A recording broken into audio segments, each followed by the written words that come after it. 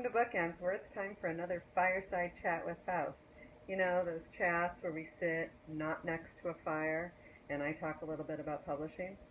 Last time we talked about an agent's perspective on making that call to author representation.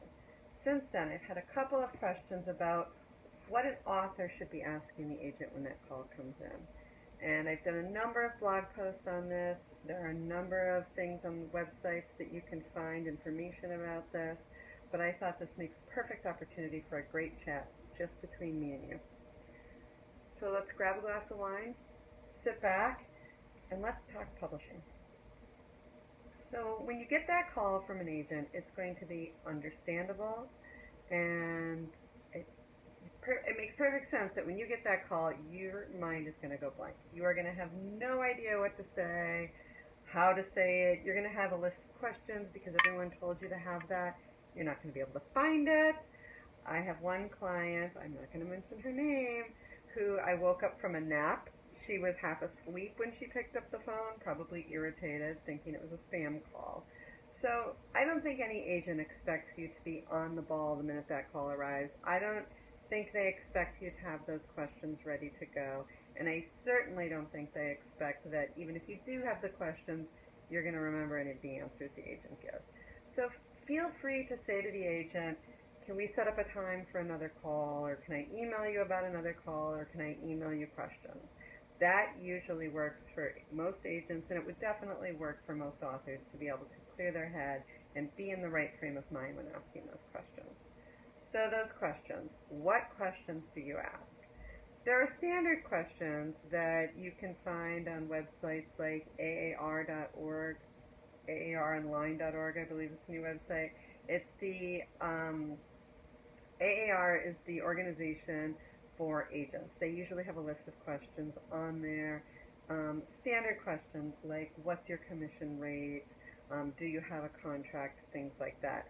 I suspect most of you have done that research and know that information of any agent or most of the agents you are querying in the first place. That being said, don't be afraid to ask them if you don't know. Most agents these days work with a written contract. Back in the olden days when I first started the agency, we've always had a written contract, but there were a lot of agents who just worked on a handshake agreement. I think nowadays most people aren't comfortable with that. A lot of those agents feel like they've been burned, and a lot of authors feel like they've been burned when they didn't have a contract and they didn't have things spelled out for them. The author-agent contract is really just in writing the expectations each party has of each other. This is a business arrangement. It's a business partnership. And you wouldn't and you shouldn't start any business partnership without some sort of agreement, some sort of understanding of what is expected of everybody. Beyond that, though, beyond the logistics and the commissions and the contracts, I think the really important part of the conversation is about how the agent works, and also an understanding of how you work for the agent as well as for yourself. What do you need from an agent? What do you expect from an agent?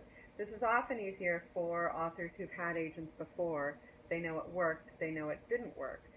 But I think most authors go into this relationship or even look for an agent with some idea of what they want. Do you want an agent who gives a lot of editorial feedback? Do you not want editorial feedback? Do you have somebody you already work with that you're happy with? Are you a phone call person? Are you an email person? Do you like to text? Do you want to know if your agent will text you? What are some of the other questions that I think are important? I think the basis of any good relationship is communication. So I think the number one question you should be asking the agent is, how do you communicate? Now, for me, I communicate primarily via email. It's faster, it's easier. I think phone calls can get complicated in trying to catch people at all, trying to catch people at the right time, trying to find time to talk. That being said, there are times when, frankly, I just don't want to send an email. I just don't want to type. And there are some times I shouldn't send an email, that a phone call is better. So I go back and forth, but my primary form of communication with my clients is email. Then I think you need to know what the agent's process is. What can you expect? It's probably the second most important question. When you're submitting to an agent, when the agent takes on the project, what can you expect will happen next? So in my case, my answer to that question, and every agent is different and there is no right or wrong to this, that's something that's important to know. But my answer will have to do with once we sign the contract, once we formalize this relationship, if the book needs revisions, that's going to be our next step. From there, I will create my submission list. That might be something we discuss. Maybe you have ideas that we could discuss. Maybe not. To be honest, most authors don't. Most authors are really just do what you do. Once the book is out on submission, I think it's important to know what the process is from there. How does the agent operate with a manuscript out on submission? How many submissions do they make? And how do they, most important, how do they communicate with you? How do they keep you up to date on the submission process? And how do they feel about you checking in on them? Is the agent open to you checking in on a regular basis? Will they supply you with information on a regular basis? Or do they have another system that they work? Again, there is no right or wrong answer. The answer is the one that you feel most comfortable with and the agent you feel most comfortable with.